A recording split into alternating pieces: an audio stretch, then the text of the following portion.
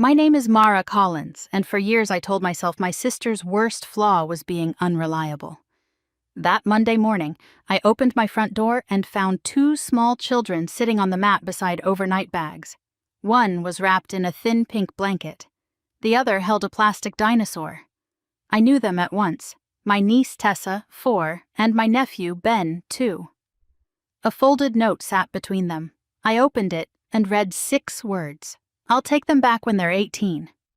My hands went cold. Tessa said Mommy had told them I was taking them on a long sleepover.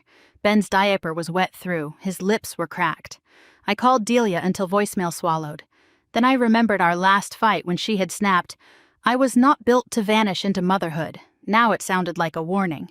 I called Noah, her former boyfriend. When he answered, I told him what was on my doorstep. He said, "Do not let her know you called me. She has been planning this longer than you think."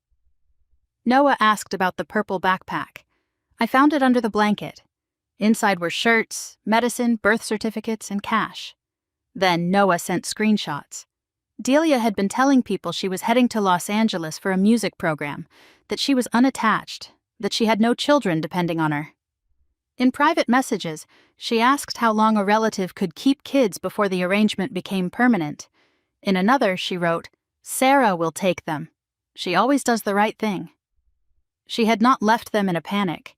She had placed them like luggage she expected me to store. Noah sent more.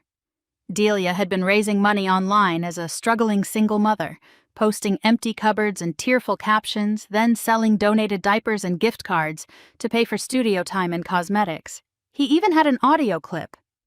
Delia laughing softly and saying that once I had the kids, she could keep using the single mom story because nobody checked. I looked at Tessa sharing crackers with her brother, breaking hers in half before she gave him the larger piece. She was 4 years old and already rationing like an adult. That was when shock became anger. I called Child Protective Services.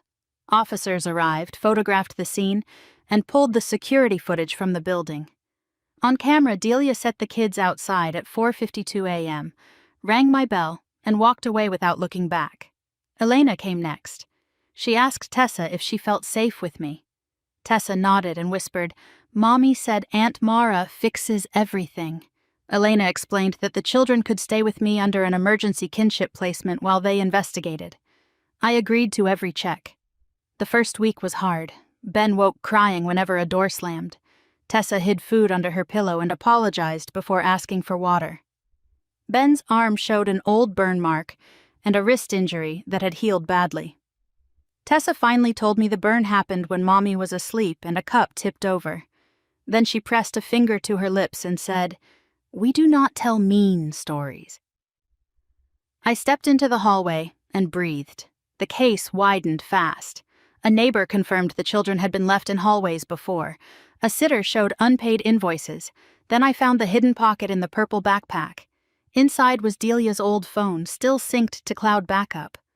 A preview popped up. "Kids handled.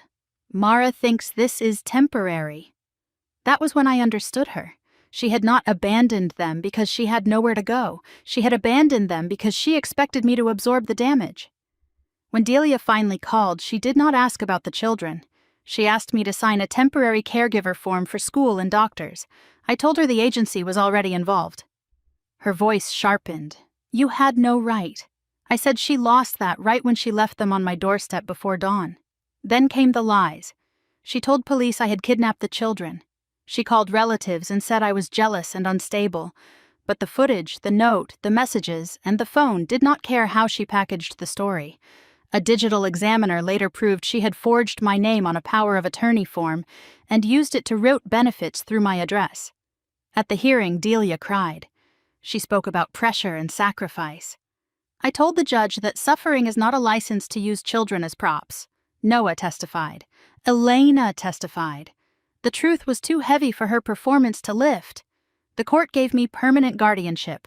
Delia was barred from using the children's images or names for money, and any future contact depended on treatment, parenting classes, and proof of change. Months later, Tessa stopped hiding crackers. Ben stopped flinching at doors. We painted the spare room pale yellow. I still grieved the sister I had wanted Delia to be, but the children's laughter began to fill the spaces she had emptied. That felt like survival.